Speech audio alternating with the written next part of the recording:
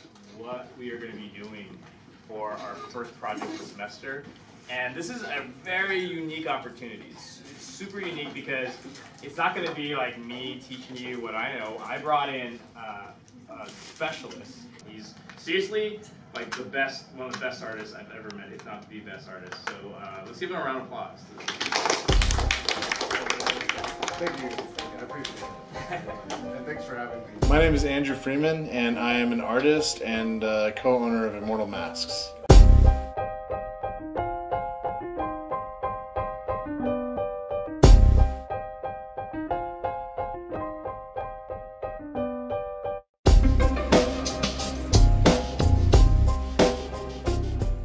What I wanted the students to get out of the demonstration is kind of what I just talked about too, is being able to see me create something in a very short amount of time, something out of clay that was originally nothing, and then modeling it into a skull. You got to remember that curvature. You got to pay attention to the subtleties of the skull before you start going in with, you know, the fun stuff that make it look more skull-like. This dude's hand works like magic.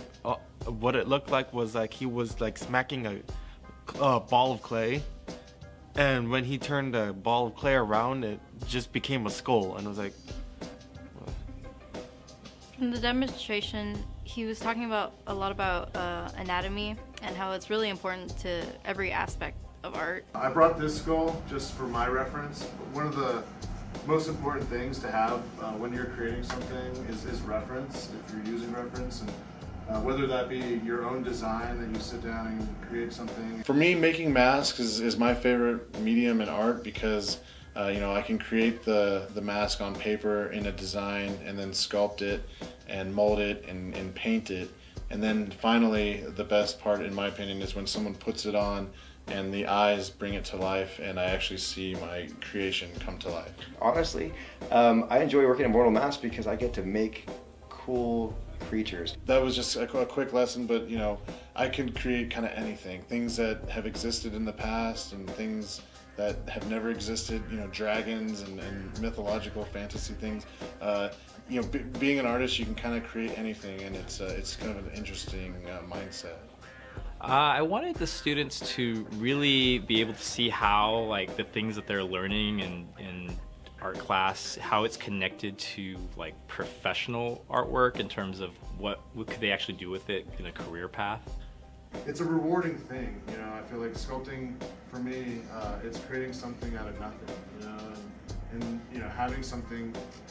You know, I could go in the shop in the morning, not have anything, and then by lunchtime or after lunch, like, there's something there, and people are already starting to talk about it. Andrew started Immortal Masks prior to me joining as a partner. Him and I were both working actually at another effects company. So I think, God, now it's been 7 years that I got a call from my buddy Andrew saying, would you come and take a look at my mask company? I started the company in my garage about 10 years ago, and I have a business partner, but I guess if we were to split up responsibilities, I'm kind of the creative leader of the company. I work with Andrew on the creative side of things, but mostly I'm the person who deals with customer relations. So everything dealing with, from our big contracts like Warner Brothers to Universal Studios to our movie clients is what I do. Something that doesn't look anatomical, I think of like what would fit, like what kind of eyeballs would fit on there and stuff, and I think like it almost seems like, oh, this would be like a little troll skull or something. I hope they enjoyed the lesson. I think, you know, maybe it could have been a little bit overwhelming perhaps. You know, I know I do this a lot, so it's very natural to me. So I'm hoping that, you know, they were impressed and that they maybe a little bit inspired.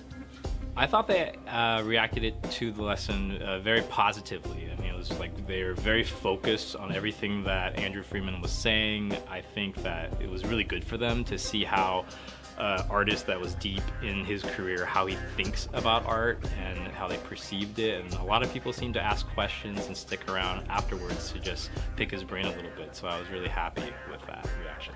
There's really no other concept like sculpting. He was talking about how if you don't like something on a sculpture, you can just rip it off and recreate it till you do like it. There's a lot of cool stuff on movies and TV and all that stuff, and even online? I've worked on the TV series Grimm. It was on NBC a few years ago. Bright, which is a Will Smith movie with orcs for Netflix. That was a lot of fun. The movie Battle for Los Angeles, I worked on that as a sculptor. Done music videos for the Black Keys. I was a painter on the film Hansel and Gretel Witch Hunters. Idols of mine like Mark Hamill and Noah Hathaway from The Never-Ending Story. Been fortunate enough to be in an industry that's put me in touch with and get to work with people that I admired when I was a kid. You know, I kind of want to do the same thing they're doing. Don't stop. The thing I've noticed is this: is in the arts, or especially special effects, is right when it seems like it's the hardest, it becomes easier. If you're listening to this, then you're probably from Southern California, so that means you have a home court advantage. You know, a lot of the people that I work with in this industry come from all over the world, different countries and even different states in the U.S., specifically out here to Southern California to work in the film industry. So if it's something you want to do, definitely take advantage of the home court advantage and don't waste time. Start practicing and become good at whatever that is. Keep following that dream that you have, regardless of circumstances. At times things might seem difficult. If you truly love what you do and you truly put your whole heart into it, it will definitely happen for you.